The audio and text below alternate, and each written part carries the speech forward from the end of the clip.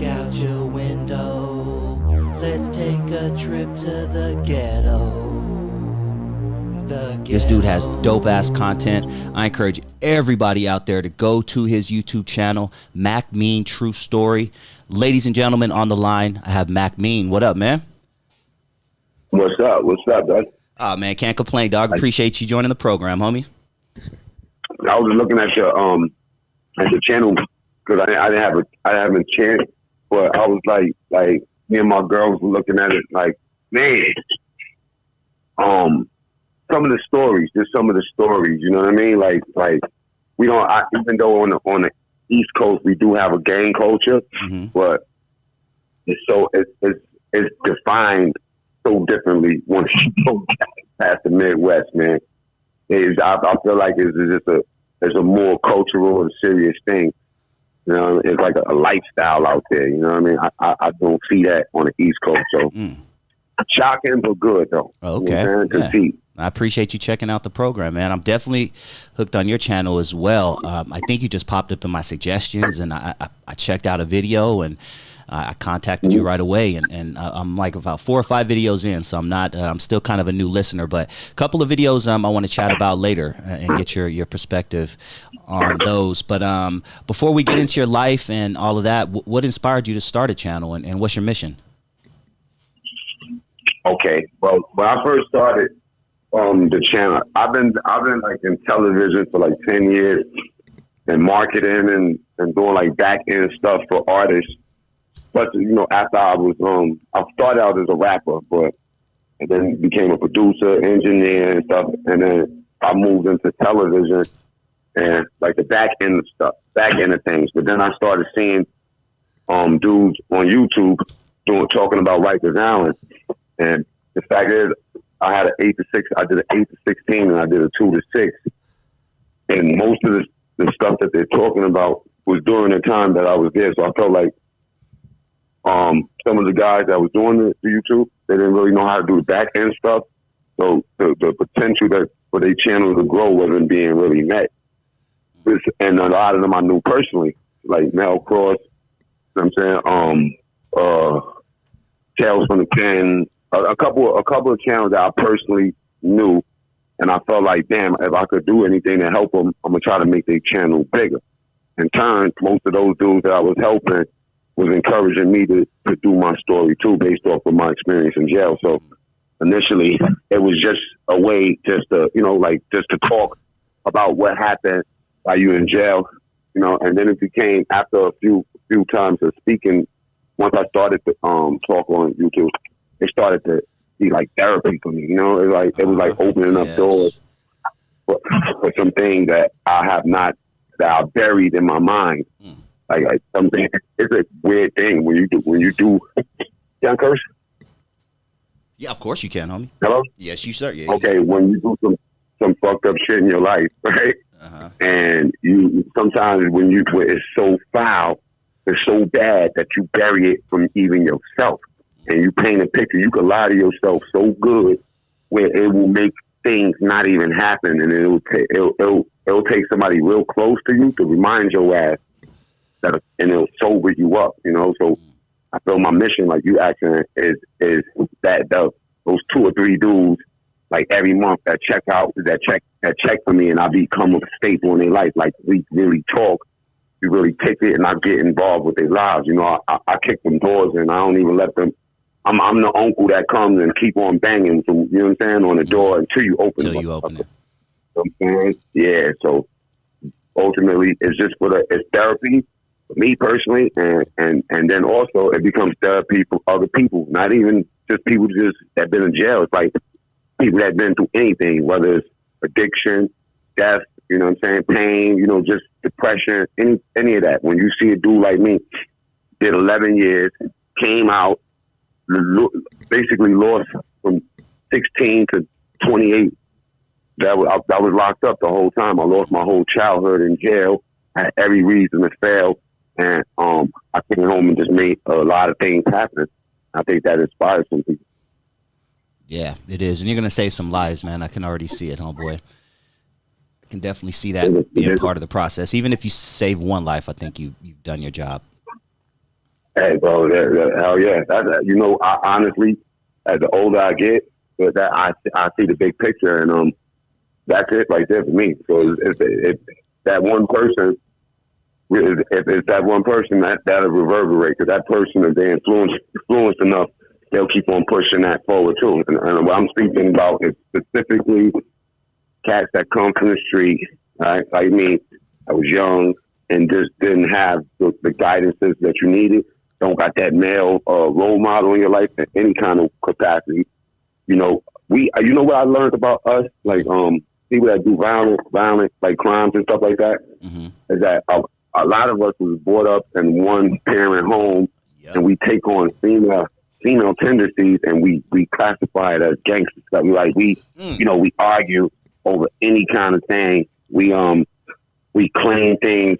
You know, like we really carry like a lot of the killers that I met while I was in jail, cold-blooded killers that have reputations with some fragile, emotional motherfuckers. So a lot of things happen, and it'll be one tiny little thing that doesn't make no sense to nobody that'll flip them over, and it's emotional all the time. You know, so. Damn, that's one of the realest things I've ever heard on my show. That's one of the realest things I've ever heard on my show, real talk. The female tendencies thing. You painted a picture with that. Excuse me, my bad. Yeah, man. Damn. Well, shit, before we talk a little bit about your 11 birthdays that you did behind bars, I'd love to talk about your upbringing a little bit. Where did you grow up? Oh, I'm from the Bronx. Born and raised. I am a Bronx dude. I breathe Bronx. I'm like Bronx. South Bronx, North Bronx? I'm from West Bronx. I'm from what you call the Wild. You remember Kool Moe Dee had a song called The Wild Wild West? That's what he's talking about, the West Bronx. Okay. I'm from 183rd. All right. From probably the most like generic block, and I mean I'm not gonna say generic, but the most like spoke about block in the Bronx, which is 183rd. That's where the gang shit starts in New York. Right for 183rd, that's where a lot of good things and bad things start from 183rd. But yeah, I'm from 183rd in the Bronx. Okay. Shit, you're the third person I've had from the Bronx on my show. I'm never from the West Bronx. I've had a shout out to my boy Vic Slang Hope. I've had a couple cats from the North. Vic is from like he's around but actually where Vic is from is where I just moved from when I came out here to Ohio. Gotcha. So he's from uptown, like uptown considered like north. You know, all of that. He's literally like probably like it's not too far away from me. You know what I'm saying? But we live in the same area. But I just live on the west side of where he's at. We all uptown. We uptown. So you got the South Bronx. Put it like this. If the South Bronx, let's see, starts at 138th, right? It goes all the way up.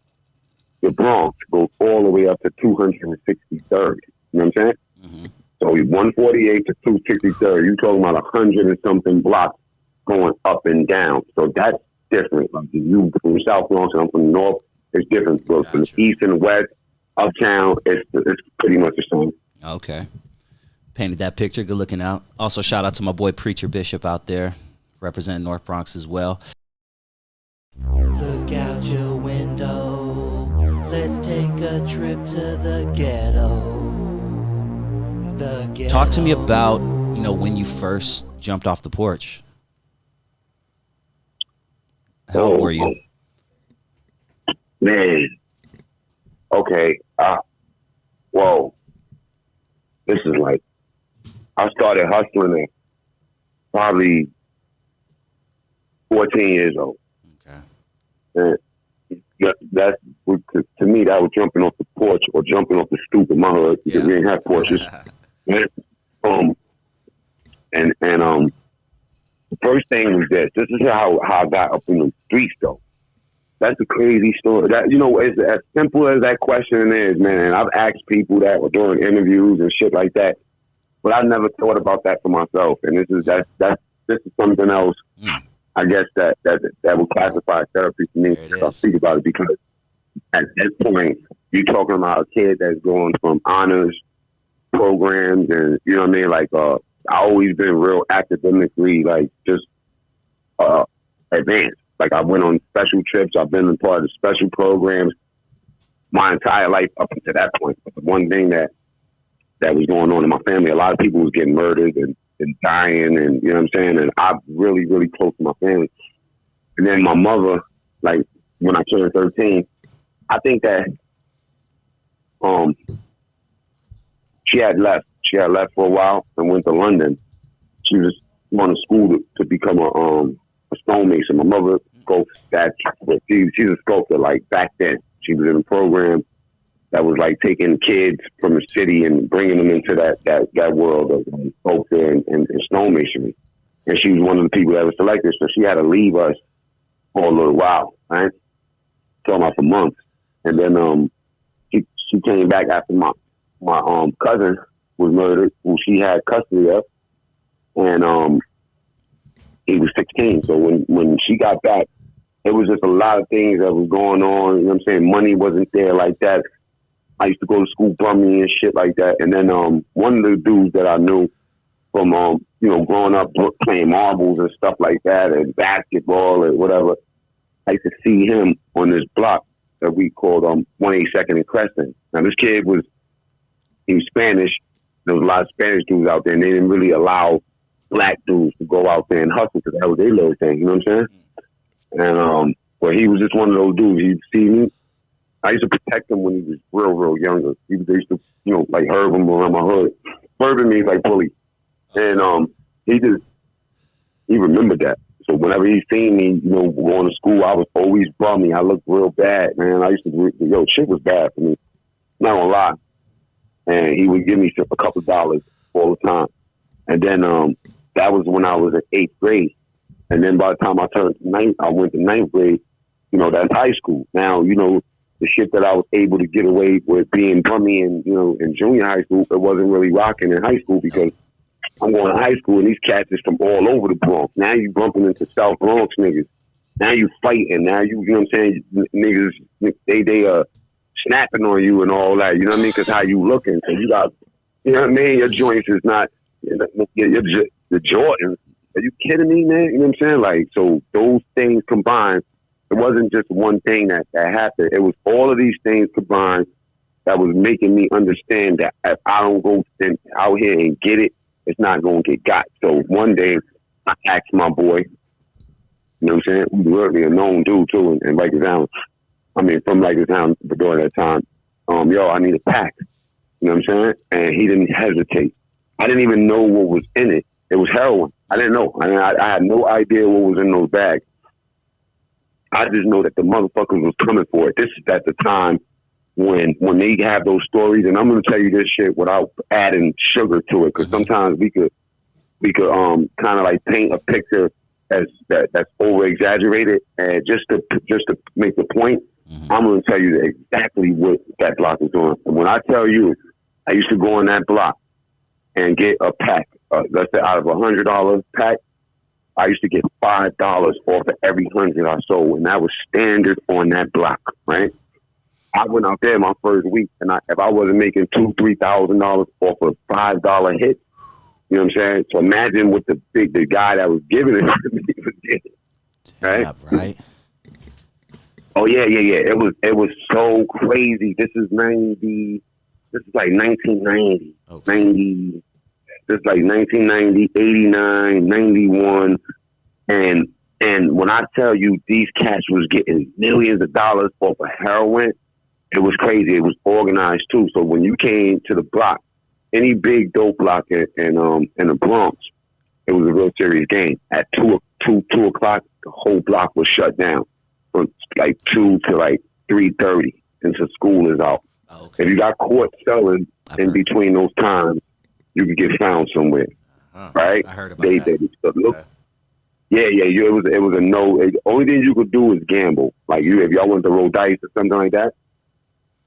Damn, there was some form of respect back then, huh? There was some form of respect back then. It was ruled. It was set up in a way where if you came to the block and you tried to rob somebody, there was dead bodies being found off of that. Known stick-up kids, you know what I mean? Like, they made a few examples, and it was called what you call, like, a safe zone. You know what I'm saying? It was like, if you came over there, they had specific hitters for, you know what I mean? Like, you was just well insulated. If you just wanted to be a lookout, you started out, 500 a day for 8-hour shifts.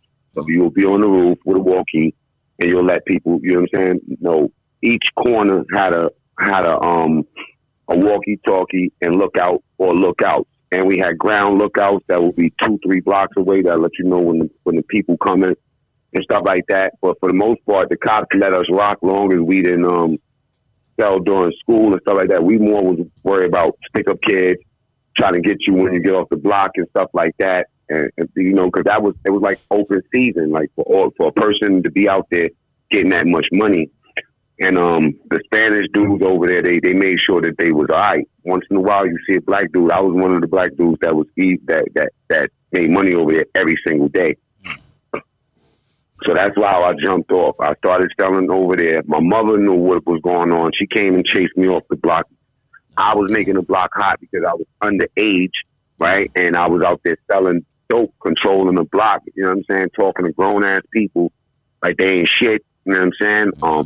Pocket full of money, buying, gold chains and fucking teeth, like those caps and all type of shit. Eddie, this messing money up. And then mom, it got dangerous because my mother was coming out there, and then the second or third time somebody threatened my mother, so I just stopped going to the block.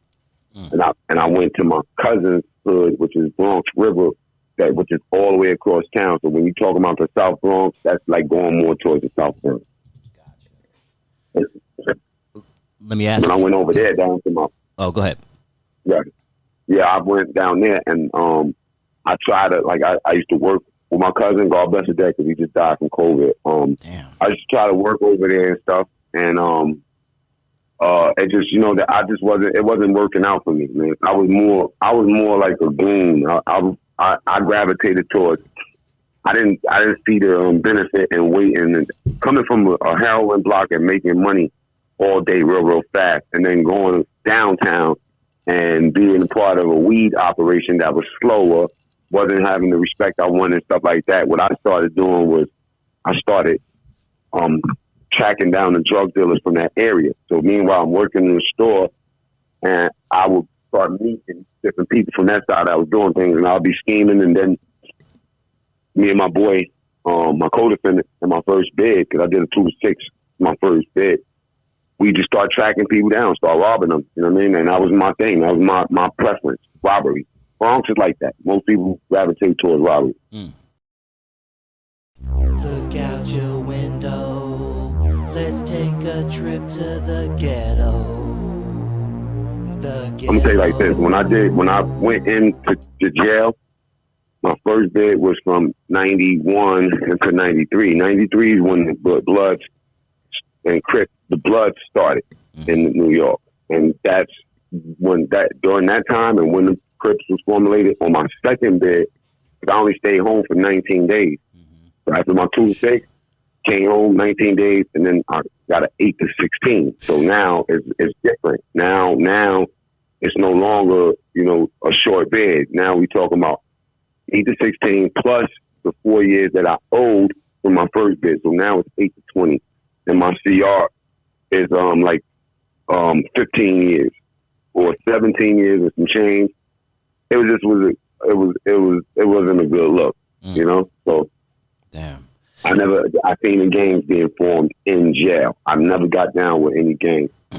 That actually makes my question a little bit more interesting. I appreciate you telling me that, because I would love to know your perspective, being a quote outsider looking in. What do you remember, about hearing about these LA-based gangs starting to pop up in New York, and when's the first time you kind of really said, "Damn, we got Crips and Bloods in New York"? Okay, that's an ill question. That's an ill question because I'm gonna keep it 100, right? In New York, let's just put it. Let's classify. Let's just say the cool table, right? The cool table, or the guys that because you got a bunch of people that whether they have opinion on something or not, really don't matter, because they don't really care about it. But the ones that really care about it, took notice of it. You had two different things. You had the number one thing for the most of the dudes in New York was like, that's corny. You know what I'm saying? Because we was used to doing our own thing. I mean, we always had gangs in New York: the Black Spade, the Savage Skulls, the Nomads, the you know what I mean, like the Warriors. Like there was so many like gangs that we came from. We are the place of gangs, right? But it wasn't really a popular thing in that time. Like when you were, you know, we pretty much had the gang shit out of our system at that time. So you had the guys that was looking at the shit like, man, this is corny, man. How the fuck y'all niggas talking about your blood? That's some West Coast shit, man. Y'all niggas just want to be like the West Coast or something. But then you had a couple of dudes that was like, you know what, fuck that. We need something to help us against, you know, like whatever the gangs, the Spanish gangs. So the popular thing to say in New York is that the gangs started because of oppression from Spanish dudes, right? Okay. But I feel that the reality of it is this, that we always had gangs, right? And the gang, because they operate differently from the West Coast, you know what I'm saying? Like, there was going to be a gang formed anyway. So if you want to call it Crips or Bloods, you could call that. We could have called it soda bottles, you know what I'm saying? And it would have been less controversy, you know, with it, but it still would have been a gang. We had the Macheteros, we had the Brooklyn Knights, we had the, like I said, the Savage Skulls and the Knights, the Nomads and Black Spades, Chamberlain, Zulu Nation, you know what I mean? Like, we always had it. The fact that they called it Bloods is what raised eyebrow. Okay. Gotcha. So they saw it as kind of like, yeah, what are you doing? Go ahead. Yeah, it was like, what the fuck are you doing? It was like the people that really, really knew what was going on. Like, man, yo, these niggas done died. They was like, I come from watching Colors. You know what I mean? I was frightened of LA. Like, I was frightened of it. I respected that shit. You know what I'm saying? That's how I felt when I saw New Jack City, homie. I'm going to tell you real talk. You know what? But you know what? I go to the West Coast a lot, right? And I'll be in the Bay. And when I go, you know what? We didn't have access to one another the way we did, the way we do now. So you're talking about like, we have no liaison to know what's really good. And then furthermore, you just saw that movie, that 1 hour and a half movie. You're like, damn, LA is no fucking joke. No joke. And then, you know, it made me, honestly, from being in jail, that I think I formulated my travel plans from in jail, and I manifested that thing from jail unknowingly, you know, like just thinking about it so much, I end up, you know, going out there and then developing relationships with some real dudes. And then when I get out there, the reality of what things this was way more serious too. I think I noticed that when I first got there, but they would you wouldn't even really know, you know, we was more intrigued about gang shit than LA. But LA was like, or the West Coast, it was like y'all grew up with it. So it was nothing. To us, it was like something new. And we wanted to discover I'm going to say they wanted to discover what was legit and what wasn't, because you had a lot of dudes that just was being with an organization, but didn't really particularly know the history. Didn't know anybody that was like, you know, like that was in the shit and sanctioned them to do that. The Bloods in New York, I feel like it started from there. I don't really know the full history on the Crips. I just know that the gangs just start popping up, and you had two consensus. You had the guys that said that shit is corny, and then you had the guys that said, fuck that, we need something to counteract what's going on. You know, I say that oppression, they say that they was being oppressed, that black people was being oppressed. I didn't feel that. I didn't never feel nobody Spanish ever run down on me and make me feel oppressed. You know what I'm saying? And if it was to happen, it will be a different result with being Muslim, because with us, we feel, and we this is what we ride on, that oppression is worse than slaughter. So if you're being oppressed or you see somebody being oppressed, you do everything to stop that shit. So that's how Muslims roll. We didn't give oppression a chance to take form. Not no real Muslim. You stop that shit ASAP. You know what I'm saying? We was getting into it, but it was like once the cutting started in the street, and it was like, you know, they was running campaigns on television. saying that, you know, the initiation, they slicing people in the face and all this bullshit. And it was just like, I felt like it was spitting in the face of the motherfuckers that really did that shit. I felt like, okay, listen, man, this is what we're gonna have to do. Just change the name to Burgundies, or the, you know what I'm saying? You feel me? Or the hemoglobin shit. But take that name up out of your shit. But you know, like today, I mean, a lot of things is predicated on pure ignorance. So you have people that would die, or willing to die, right, for something that they believe in, even if it's not legit. You know what I'm saying? Like they didn't take the time, and that's what you call followers. The awareness ain't there, or the willingness to learn ain't there. Some niggas just want to bang. You know what I'm saying? Like that. I mean, it's plain as simple as that. Some people got that violent gene in them. They don't care about money.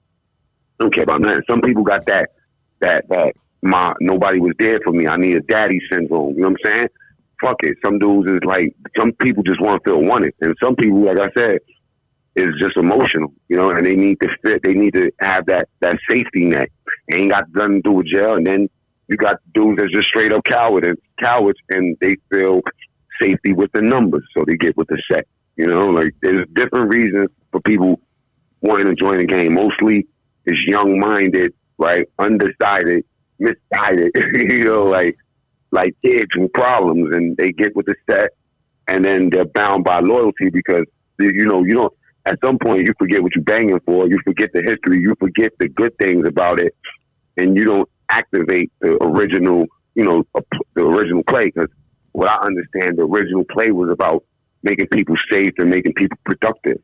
You know, like however that is. If we got to get to the street and get the bag, I don't see it today. I see that every man is conveniently for themselves. You know, like it's. I don't believe in that. I believe that if we with anything, with any organization, and you say that you my brother, that when I get locked up, make sure your nephew and your nieces is good. You know what I mean, brother? And when I'm locked up, make sure that, you know, everything is good with me while I'm in there. Make sure we got, you know, like we make sure we good. You feel me? And I don't see that. I just don't see it. I just see that it's a numbers game at this point. Let's get as many as you can. Popularity. Look out your window. Let's take a trip to the ghetto.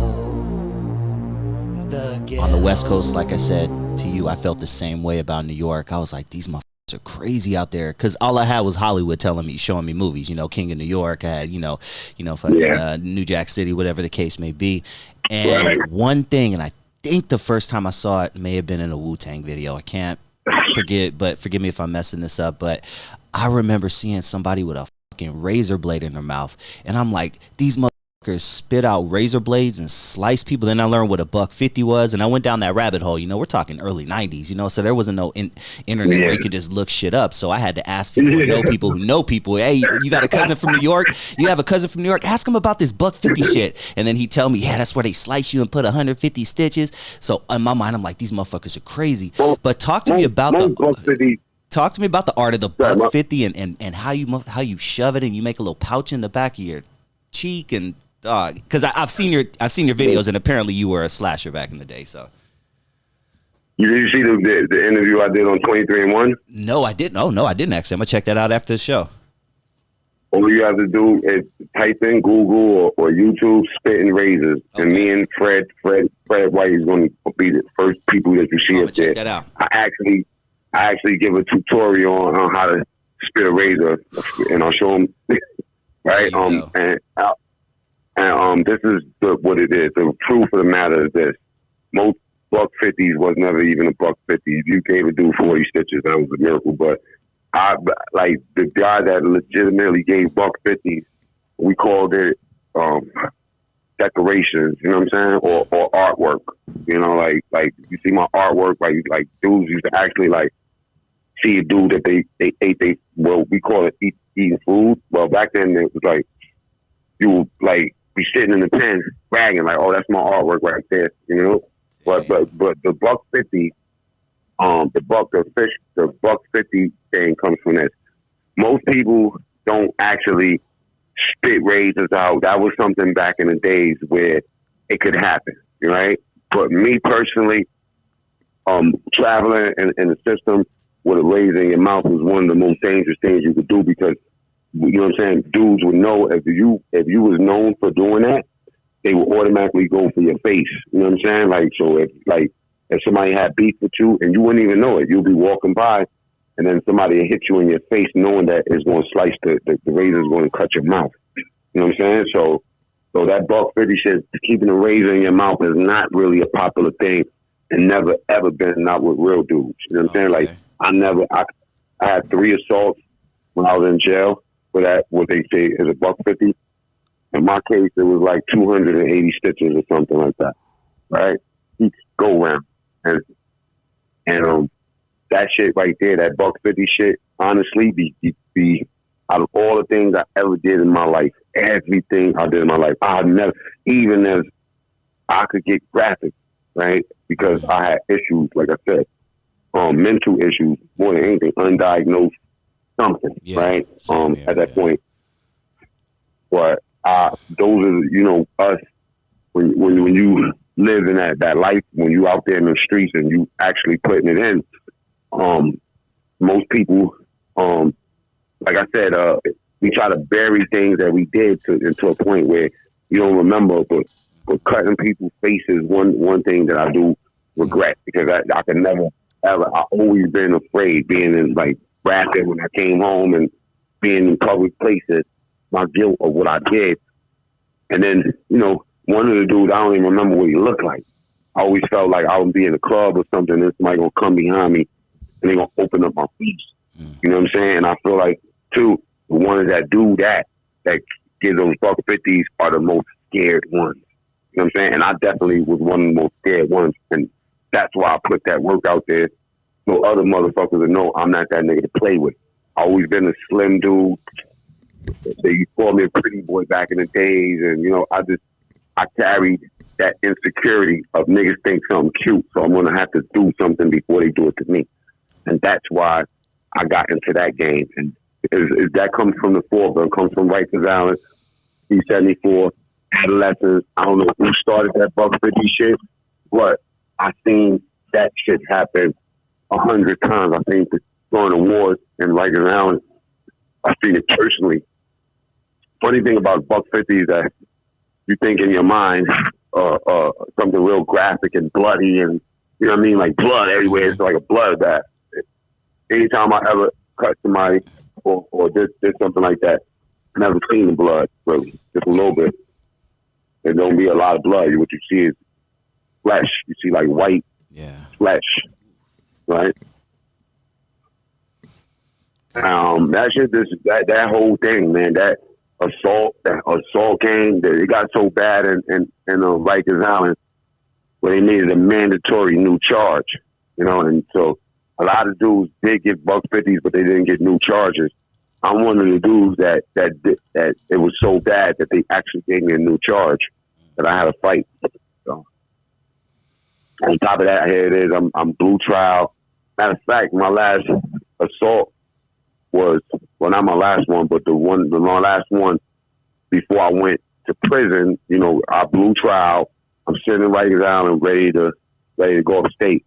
On the day of my sentencing, I caught another jail case in the courthouse. I cut somebody in the courthouse and gave them like I don't know, probably about 200 stitches or something like that. All over nothing, man. May Allah forgive me, man, for that day too, because that's the guy I don't remember. Yeah. I mean, like I know his name and I know all that, but he's one of the faces that I can't. Even no matter how much I try, I can't remember his face. And you know something? What I'm realizing right now is that low key, when I tell my stories on my channel, I be kind of apologizing to those dudes and trying to like, because I know that somebody's gonna see me. This guy in particular, I'm not worried about him, and there's reasons why. But there's other people that I know that's sitting on that thing, and that was a real big decision for me to come from behind the scenes and actually show my face and give people a one up on me. You know, like I'm at a point now where I don't live like that. I don't care about it, and I feel karma is karma. However it's going to come, you know, I've been paid back 1,000 times over. You know, and I try to be conscious of the message I put out there in consideration of the people that I hurt. Damn, that's dope, dog. What made, my last question, what made you change? What was the last straw where you like, I'm done with this street shit, I'm done with prison, I'm done with all this, you know? What was the last straw? Well, a lot of people ask me that in particular, and I think that every time I answer this question, the answer changes a little bit more and give me a little bit more clarity of my own life. But I'm gonna go with the default, which is the most true. When I came seeing my kids' faces and thinking for 1 second that they're gonna miss me and they're gonna get one of these, because you know, like they're gonna get one of these kids that I got. It's gonna come back to them somehow. So that was one of the catalysts that forced me into being more conscious. You know what I'm saying? And less violent and less active to jump into some dumb shit, because you know, here I look at my kids' face and I'm looking at well-spoken, educated, loving kids, like something that they have a version of life that I never got. I only had to being a bum, having to struggle, having seen violent stuff, watching family members die, get killed, shoot dope in their veins right in front of you. You know what I'm saying? Watching my you know, like other family members get molested and touched on, and you know what I'm saying? I've seen a lot of shit that I absorbed that gave me that anger, you know? And I think that slowly but surely, after having the consciousness with my kids and saying, damn, I need to chill, especially when I have my daughter, and just to think, you know, like something I could do, you know, might reverberate that hard where it'll miss me and it'll attack them, just like a genetic code or something, you know, like green eyes in your family, you know what I'm saying? You know, like your grandmother has green eyes, but your mother don't, you know what I mean? And then it gets passed on to you, and now you got the green eyes. You know, I feel like it might pass somebody else, but it'll attack somebody that I really, really, really, really care for, and maybe that'll be my payment. So I live like that. I live in a way where the change comes from being conscious. That's it. Once I start being conscious, it's a process. You didn't just stop overnight. What I did stop overnight is once in jail during the end of my bid for the last 3 years, after I had about 5-6 years in or whatever, college, there was college. I left Attica. I was in Attica and I applied for college, and I thought I was going to do my bid in Attica. I thought, okay, I'm going to do the rest of these years. I got enough time to get a degree.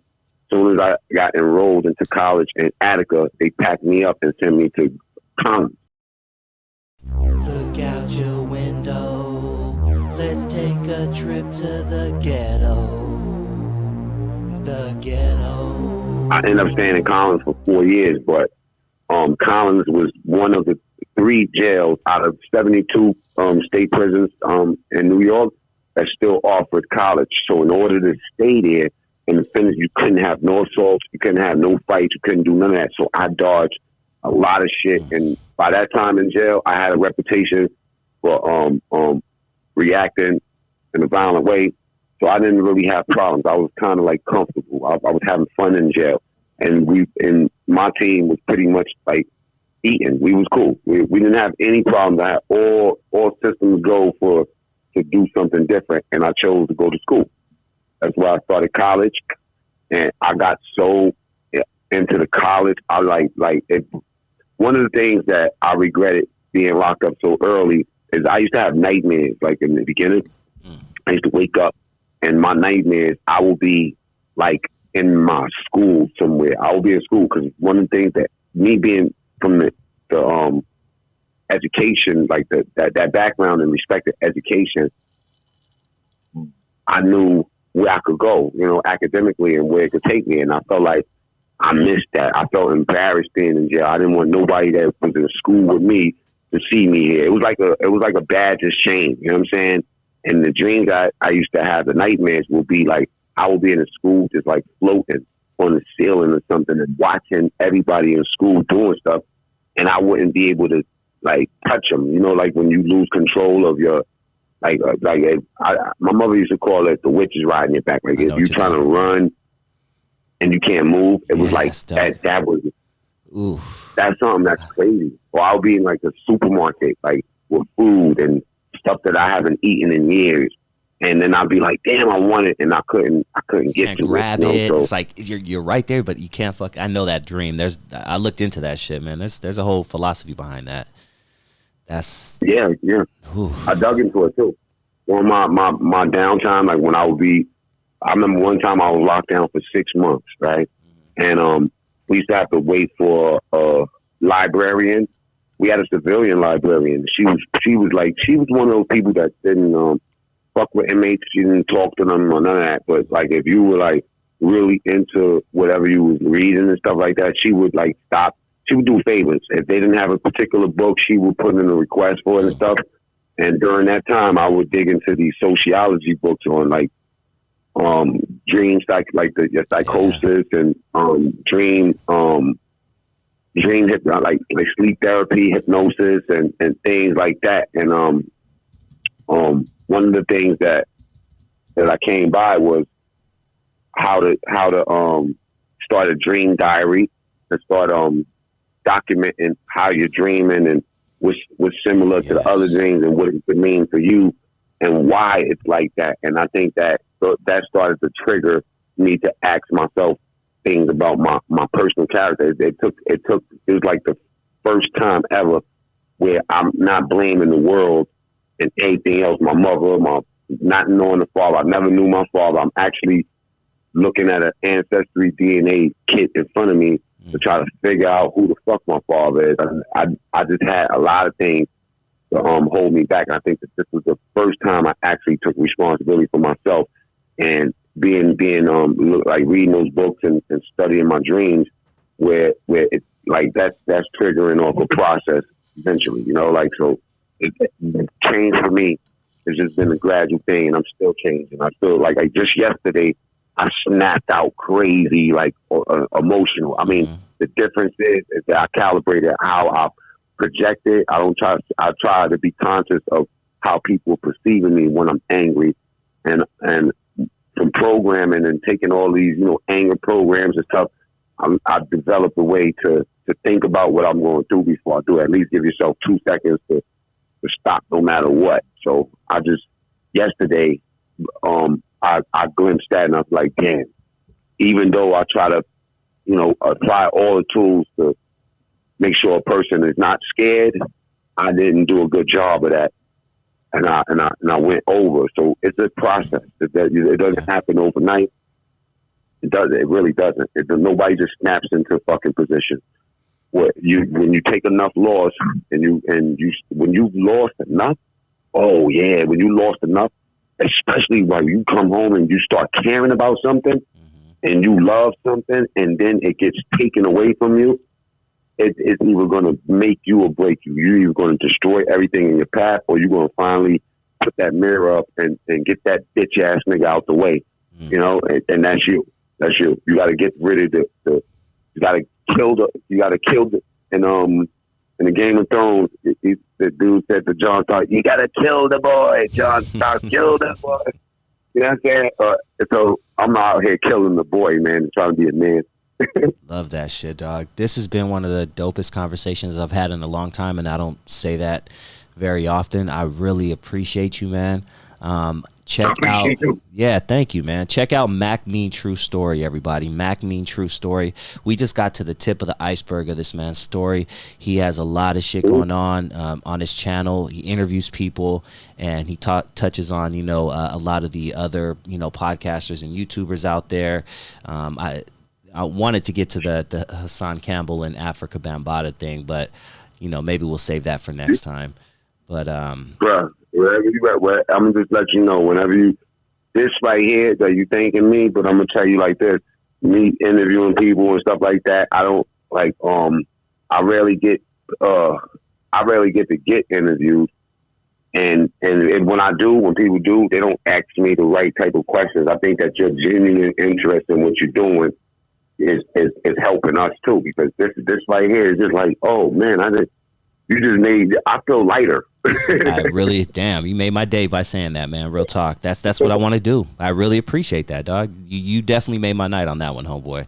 And I hope to, maybe meet you someday, and if not, maybe touch in every few months, and maybe come on my show. And yeah, let's definitely do this again, man. In a few months, I would love to keep in touch with you. And once again, I encourage everybody out there to check out Mac Mean True Story on YouTube. You're also under Mac Mean on Instagram, right?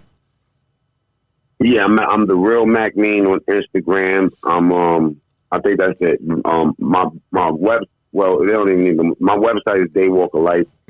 But that's like for consultations, for people that want to do, whatever type of business you do. I try to scale people's businesses into something that they ain't see. Whatever you're doing, I try to double it up. And that's my main thing.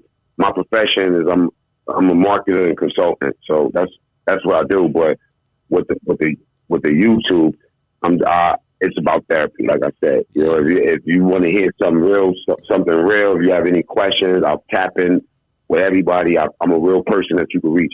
And I wish you would have asked me about that Hassan Campbell shit. If you have 5 minutes, we can keep going, dog. I'm not on no time limit. What you want to know? You know what? Okay, cool. Let's do it. Because I've had a few people, on my show, a few hip hop legends, who, Lords of the Underground. I've had CMG from Conscious Daughters, who's tied in with the Zulu Nation, and I've got all their takes on it. So, you're from the Bronx, so it was like I had to bring it up. Hassan Campbell is a popular YouTuber out there. He'll fucking tell you himself every third show.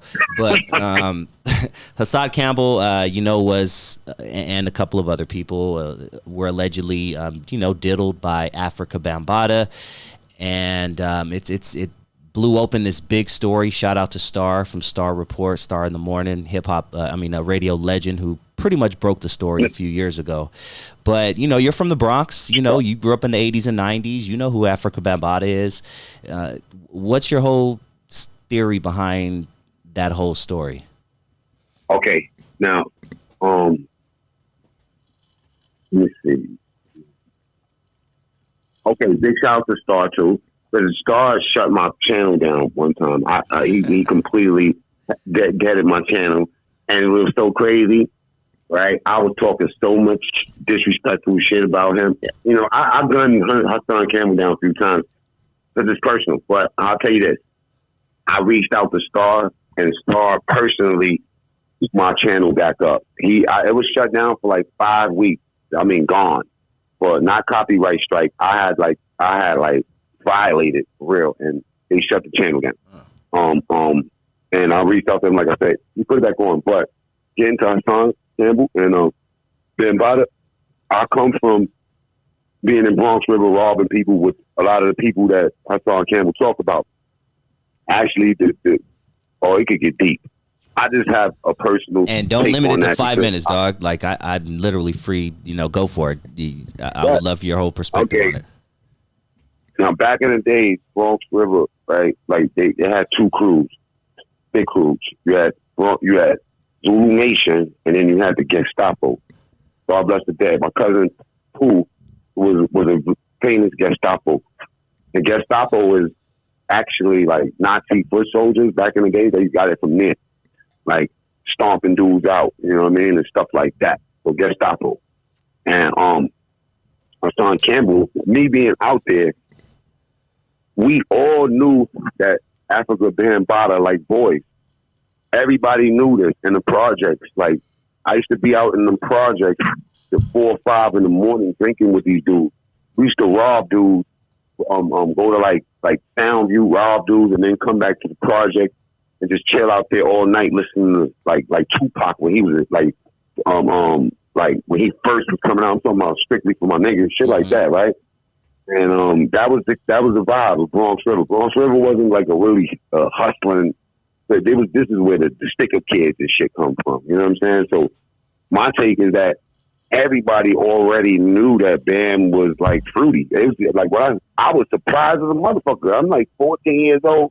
You know what I'm saying? Running through 15. That's all you remember. Soul Sonic. Fuck. You go back to B Street and look at them dudes. Them niggas was fruity as fuck back then. You know what I'm saying? And it was no secret.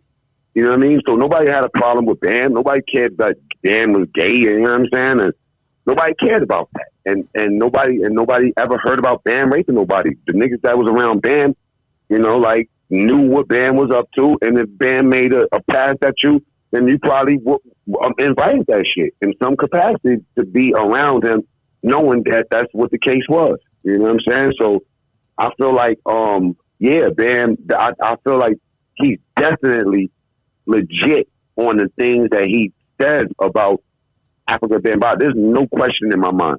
But my thing is this. I feel like it's an opportunist move when you know what I'm saying? Like, I feel like that you a willing participant. You know what time it is. You was in a whole relationship with that dude. You know what I'm saying? And then things didn't work out your way, so you went to the internet. You seen the juice for the internet, and you transitioned into making it a thing. You know what I'm saying? So I feel like if you asking me, do I think Bam molested him? Hell no. So I think that they have relations? Hell yeah. You know what I'm saying? But I don't think that it was that. You know what I'm saying? Hassan Campbell is not no punk. You know what I'm saying? He's not no punk. He's not known to be no sucker. You ain't going to hear nobody going around saying that he's a sucker. Now, when he talk about the murders and all that, that's a lie. He ain't never been booked for no murder. And if he did, it wasn't him that did it. You know what I'm saying? Straight up. He even speak about that. He speak about my man Nudie, God bless the dead. Me and Nudie used to run through the Bronx with this other kid named Troy, God bless the dead. They both dead. And just rob the shit out of motherfuckers. You know what I'm saying? And he actually recently just said it. The Wax Dogs just blew his ass up. I feel like Hassan Campbell's a necessary component on the internet. On the one end, you have people that don't. I would say, in my opinion, of him, if I had to give you my personal opinion, I would say that he's needed. I would say he's needed. He's needed. No matter, you need somebody that don't care about what you think about them, and they'll still pull out issues. Some of the issues, some of the things that he does, we end up judging him, and we negate the message or the power of his message. And I'm gonna give you this last thing. We all of us that do YouTube or have any type of people that's following us, we develop a avatar of people that like us for certain reasons. So we have for lack of a better word, let's say fan base, right? Or support base. Hassan Campbell exists and gets bigger and bigger for this one thing. No matter what he says out of his mouth, he represents the people that was hurt. And there's a demographic of people that was hurt in so many different ways that don't care what Mac Mean say about his sexuality, that don't care, actually don't, you know what I mean, that like, they like him more for that. You know what I'm saying? So he fights for damaged people, and damaged people recognize damaged people. They don't care if he's a hypocrite. They don't care if he contradicts himself. They don't care about none of that. And I think that deep down inside with him, the reason why I fell back and I don't hit him the way I want to is because he's a Muslim. And you know what I'm saying? Like they say that your blood, property, and honor is sacred. So no matter how he's misrepresenting it, I have to adhere to certain things and be more conscious on how I teach him anything that he's doing. Whether he's a punk or not, I've never heard nothing punk or bitch ass about Hassan Campbell. You know what I'm saying? I never heard anything sideways. My interactions I don't have a lot of interactions with him. I think he's maybe 2 years younger than me, and in New York, that's a fucking lifetime. You know what I'm saying? Of a difference. You know, like if you're younger than somebody, especially we gravitated towards the the young boys, we gravitate towards the OGs. You know what I'm saying? We don't remember the nigga that was 2 years younger unless he was making obvious noise. So I feel like he's necessary. You know, he's definitely necessary. But personally, I think that he's tormented, and hopefully he don't be a tragedy in the next couple of years, because you can see the implosion happening slowly. You know what I'm saying? It's sad. It's sad to me, man, to see. I feel like he hasn't had the right type of therapy or allowed the right type of people in his life where they could stop him, because real dudes will put a break on you. He normally when you do see him out in public is with people that he have the one up on. You know what I mean? Like, he doesn't put himself in a position where he becomes vulnerable. And the only way you could do that is by getting around certain people. So I think that he dodges that effectively, you know? Yeah. Yeah, man. Yeah, He's Hassan entertaining. Campbell like this. Hassan Campbell like penis, bro. If you ever hear this, man, you make yourself so free by accepting, you know what I'm saying, what you is, who you is, and then now be the way for you to change it if it's to be changed in any kind of way. But to come on there, I feel that my problem with that nigga in particular is assassinating people, disrespect, like the way he said about FBG Duck. You know what I'm saying? Like he describes these shit that, like when he talks, he's like, oh, he got a hat shot and all that. Like he plays with it Got his in a TV way turned where off and all that. A lot of people don't like his choice of words. I stopped fucking with him when he started cussing out bitches at Burger King. I'm like, all right, dog, I'm good. Yeah, his mother, disrespect his mother, and then that shit where he trapped that girl inside the, you know, I feel like it's typical coward shit. You know what I mean? Like I don't fuck with him. I never fucked with him, but I do understand the necessity for a dude like that, because you got a lot of rogue motherfuckers on this YouTube that's leading our kids all kind of fucked up directions. Mm-hmm. You know what I'm saying? So I feel like he's not doing what those dudes is doing. What he's doing is critiquing against it, but a lot of people have a hard time absorbing it because we so engulfed in his personal. It's too hard not to shoot at him. It's like if you came to a fucking shooting range, you know what I'm saying? And they say the first one, you know, the first target, but whoever hits the target first, you know, we're going to give you $1 million. You know what I'm saying? And then you see a bunch of ferrets running around so crazy fast, and you see mice running around, and then you see a big ass elephant walk in front of you. He's that big ass elephant. Boom. So I feel like that he makes himself an easy target by his actions. After he says some good things, he'll just fuck it all up. It's like painting the fucking Mona Lisa and then putting it down on the fucking floor. can of paint on it. Oh, that's the same dog. Because I was fucking with them. I'm telling you, but that's a whole other story. But yeah, man, I appreciate you sharing your. Let me just say this last thing. His number one enemy, his number one enemy was his number one supporter, and that's my number one moderator. That's Wax Dog. You know what I'm saying? Now, Wax Dog is the Mozart of putting the motherfucker to sleep. He doesn't do anything else on his channel except for shoot Hassan Campbell, and he'd be making. I'm talking about, it'd be so funny. I'd be bent over crying, man, watching this dude. But Wax Dog reached out to me a while ago. Then I found out who he was because I heard Hassan Campbell like hitting him hard. Man, Wax Dog did this. I go to Wax Dog shit, and Wax Dog was my second moderator. You know what I'm saying? And you want to know anything about that cat because he was his moderator for 3 years. Oh shit! You know what I'm saying? He was Hassan. Yeah, he was the sniper. You couldn't come in there, Hassan Campbell, chat saying nothing. You couldn't do nothing. This boy is like a dude, and what's so crazy is that the worst sniper that you have to worry about is the one that actually doesn't need the money. You know what I'm saying? And he that's based off of straight up principle. You know what I'm saying? And good character, and that's Wax Dog. He's one of those dudes. Once you go outside of your character, he's coming for you. You know what I'm saying? So he really hit me to a lot of fuckery that came down with dude, but I just feel like it's a tragedy. It's hard for me to watch, so I don't watch him at all. Yeah, man. Unless something viral, like if I hear something, like then I'll check in. But other than that, I'm super good. Pop up on you, you know? Yeah, man. You're not checking for him no more. Nah. But you got he represents damaged people, so the damaged people is going to keep on going up. That's what it is. Yeah. You know what I'm saying? Yeah.